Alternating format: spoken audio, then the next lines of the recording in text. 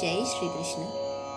శ్రీభగవానువాచ అనాశ్రితః కర్మఫలం కార్యం కర్మ కరోతి యః స సన్యాసీ చ యోగీ చ న నిరగ్నిర్న చాక్రియః.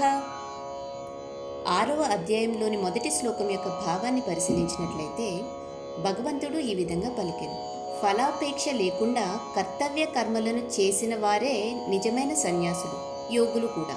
అంతేకాని కేవలం అగ్నిహోత్ర యజ్ఞం వంటివి చేయటం ఆపివేసిన వారు లేదా శారీరక క్రియలు త్యజించిన వారు కాదు.